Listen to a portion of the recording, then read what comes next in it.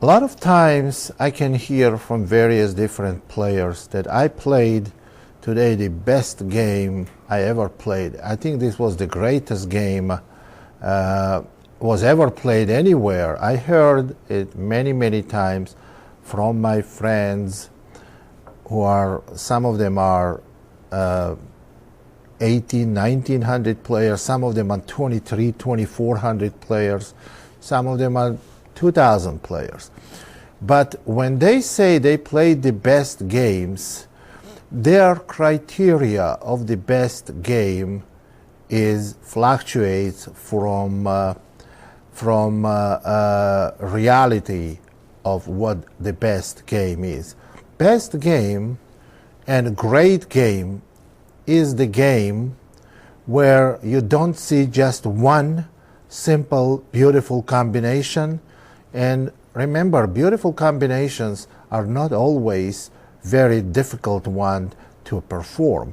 Beautiful, most spectacular combination may be easy to see, easy to find, but it still may be very fascinating and exciting. So what is the best game? What is my criteria of the best game?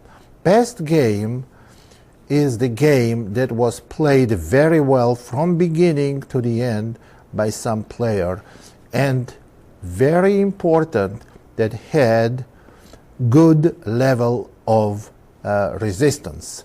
So if your opponent also played well and had good ideas, but your ideas and your play and your thoughts prevail, that's what makes it good game.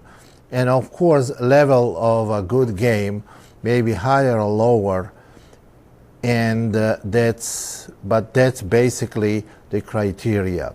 Well, what is the level of resistance by your opponent?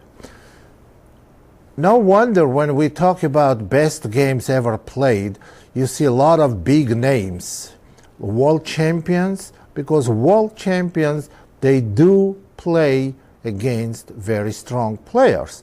World champions don't play beginners, unless they play in a simultaneous exhibition. But when we see about the greatest games in chess, you don't see the game from simultaneous. You may see this in a tactical part.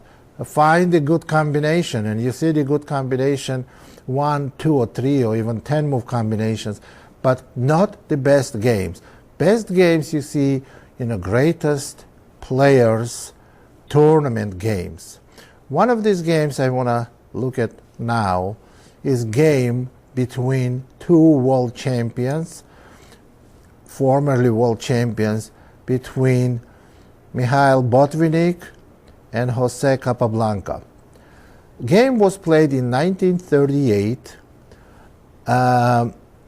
It was organized by Dutch radio company AVRO, and it was one of the strongest tournaments was ever played at that time. Botvinnik was white in this game and Capablanca was black. Very well known Nimzo-Indian defense which was not explored well enough then, and ideas, modern ideas for this opening are developed way after this game was played in 1938. Bishop b4, e3, d5. Now, you don't see too many strong players playing d5 in today's tournament, because this is invisible inaccuracy in this position. And after d5, Botvinnik played the correct move, a3, bishop takes c3, and b takes c. Now this way, because black's pawn is on d5, white is guaranteed to have some pawn superiority in the center. They're going to take c takes d, which happened in the game. Black played c5, c takes d. You see, this position would have been a lot better for black if their pawn was on d7 and instead they played castle. Then they could have played b6, bishop a6, knight c6, knight a5, and maybe c5 to have pressure on white's weak pawn on c4. But what happened in the game, since d5 was played in this position and black played c5, now white played cd and black played ed. This pawn structure today is very well known as superior for white. They want to play, their plan is to play bishop d3 quickly, knight e2, knight g3, and after castle try to make f3 and e4, which will give them a very strong center and very good chances for attack on the king side. So after c takes d and e takes d, white played bishop d3. Now black has a problem placing light square bishop anywhere. So if black goes bishop g4, then after f3, bishop h5, bishop does not stand very well on h5. So what happened in the game in this position, black simply castled, and after knight e2, black played b6. This move is understandable because black wants to exchange light square bishop. You can see superiority of white's light square bishop over the black's light square bishop. Now let's talk a little bit about this dark square bishop of white's. You may say this is a bad bishop. No, this is not a bad bishop. The bishop on c1 is a very good bishop because white wants to play f3, and while they play f3 they have to support the e3 pawn, or possibly put the bishop on b2. When they play f3 and e4, bishop will be supporting their d4 pawn. So bishop on c1 is also very useful. So after b6, white castles, black plays bishop a6, white plays bishop takes a6, and black plays knight takes a6. Now here is little inaccuracy played by Botvinnik, bishop b2. We know the plan white has to play. White has to play queen d3, f3, and e4. So bishop on b2 and maybe rook a to e1. According to Garry Kasparov, a lot stronger move was queen d3, and bishop b2 is a mistake.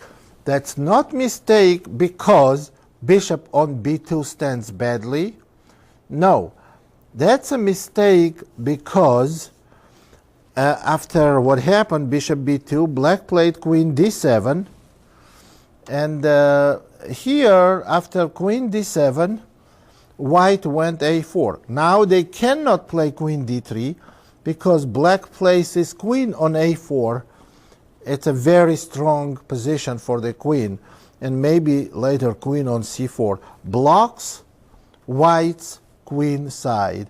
And now white has to play a4, and here Capablanca played another relatively weak move, rook f to e8. Well, when world champion plays rook e8, it's hard, very hard, to criticize when world-class player plays rook e8.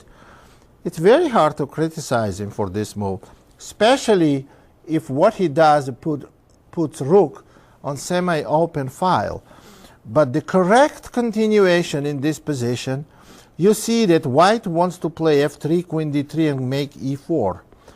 The correct way to play this position was c takes d, then play rook c8, and after queen d3, rook c4, and double rooks on c file, attacking a4 pawn at the same time.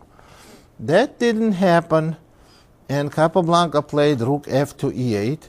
And after queen d3, another serious mistake by black. Black played c4.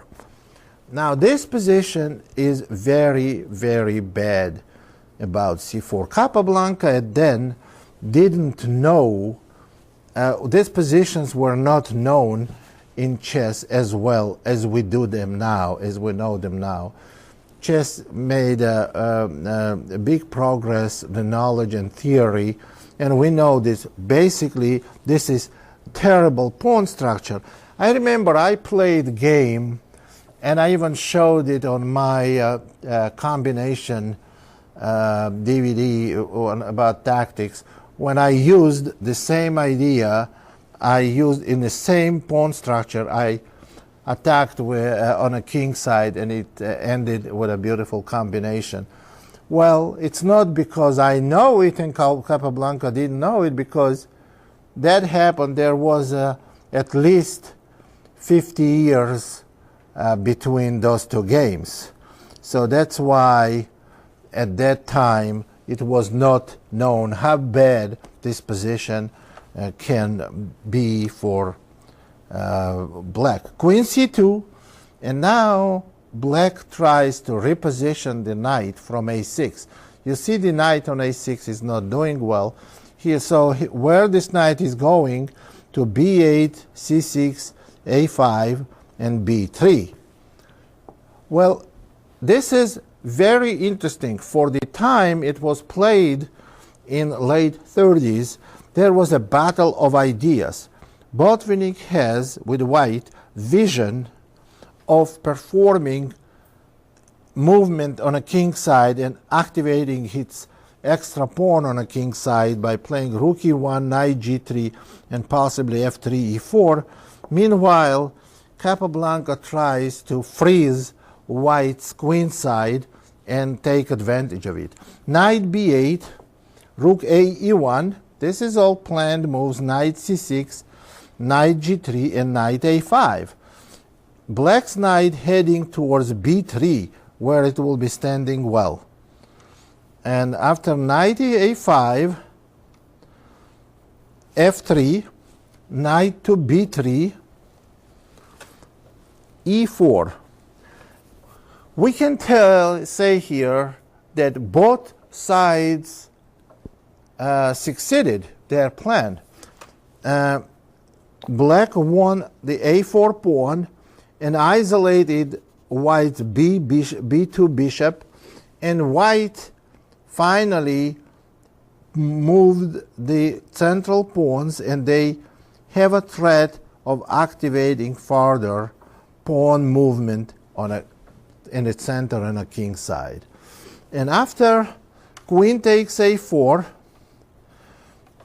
e5, knight d7, and queen f2. Now, well, queen f2 is a good move, and it's necessary move. For example, f4, which is a planned move. You want to go f4, f5, and that's how you're going to get very strong attack on the king side. But f4 is inaccurate move. Queen f2 is necessary. It's necessary to take the queen out. Here's the reason why. If white plays f4, black goes knight c5. And you see that knight on b3 does not stand well, as far as it does stand okay, but not nearly as good as it will stand after knight c5. Obviously, white will not want to exchange queens, because then their attack on the king side disappears, and if white moves the queen, knight goes to d3, and this is going to be very unpleasant piece for white. So what white does, white prevents knight c5 move by playing queen to f2. Now after queen f2, black plays g6. Now black has to do something. Black cannot allow white to play f4 and f5, because concentration of white's pieces in the center and pawns on e5 and f5 will make black's position very difficult, if not totally lost. So black plays g6, and after f4, black plays f5. Well, it's obviously that white cannot keep position closed and cannot let black to go knight f8 and knight to e6. So what white does, it plays ef. They have to open position. Knight takes f6 and f5. Well, I have to tell you this. If this game was played today, almost any master can do that, because, well, they know what the general plan is. They know what they have to do, and they know all the positional advantages and disadvantages for both sides, because it's already been published, known, studied, and it's like a formula now. But at that time, these players, they have to figure it out all by themselves. Now, take on f6, knight takes f6, and f5. This is very, very strong for white. And black plays rook takes e1, rook takes e1, and the rook to e8. Now you see that black wants to exchange second pair of rooks, and then white's attack is not going to be so strong anymore. Now, well, here is the white's next move. It's rook e6. Now let's talk about this position. If rook takes e8, then maybe knight takes e8. It's hard to see how white can get decisive attack on a king's side, because most of the pieces disappeared. They need a rook to use on one of the open files. Rook is gone. So playing rook f1 may not be that good also, because black can go g5 and position kind of blocked, and black dark square bishop on b2 doesn't do much, and white does not have any open files. So rook to e6 is a very strong move.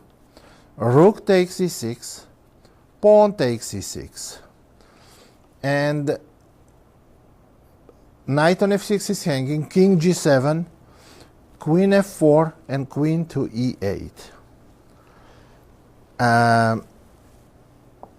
Well, here in this position, for example, move like queen a2, that would attack the bishop on b2 is not good, because knight f5. This is decisive because it's a forced mate. Now, if black takes, queen g5 check, and black is going to get mated in 3 moves. Anywhere king goes, queen takes f6, and mate in 2 moves after that. So clearly, black's queen has to go to e8 to defend their king. Now, and after queen e5, queen to e7. Okay, here is the position that is critical for this game. Black managed to establish some kind of blockade on a king's side and blocking the e-pawn. Here, this is the great position, interesting position, and interesting game as a battle of ideas. White succeeded with their plan. They got very strong pass pawn, centralized queen. Black's king is in trouble. Black's knight is out of action. Black got their plan also. Black, in a way, also succeeded with their plan. They won a pawn. They blockaded white's pawn. They isolated white's b2 bishop. Looks like they both had very logical plan and very plan that makes a lot of sense. However, here is the the climax of the game. And this shot, next shot by white, was decisive. Bishop a3. Here, bishop that was isolated for most of the game, most part of the game, comes with decisive blow. Bishop a3, and well, blacks, this is when strategy is over and pure tactic and pure calculation takes place. Bishop a3, queen takes a3, forced move, knight h5, well, forced move, pawn takes h5, queen g5 check, king f8, queen takes f6 check, the only move king g8, because on king e8 white simply mates black, queen f7 and queen d7 checkmate, king g8, queen f7 check, and king h8. Here is the position. After queen f7 check, king h8, there is not clear, well, you see, white cannot play queen f8 check because black simply will capture the queen. So in this position, we can repeat position, queen f6 and king g8. The best move would have been queen f7 check, king h8 and g3, and white easily escapes with the king to h3. However, what Botvinnik's plan worked also. He played e7, queen c1 check. It's obvious that black cannot stop white's e-pawn, so their only hope in this position would be the perpetual check. King f2, queen c2 check, king g3, queen d3 check, king h4, queen e4 check. Now white plays king takes h5, queen e2 check, and after queen e2, king h4, queen e4, and now white plays g4, and after black gave queen e1 check and white went king h5, there are no more checks, and black cannot stop white from promoting e8 queen or playing queen f8 checkmate. Black resigned. This is actually a fascinating game. Both sides, top players in the world, they both have very good positional ideas. They had ideas. One side tried to get attack and capturing the center and attack on the king side. The other side tried to restrict and blockade. Both very interesting ideas and a very well played game by white. I would say it's not only my opinion, it's the opinion of the most of the players in the world that this is one of the best chess games that was ever played in history.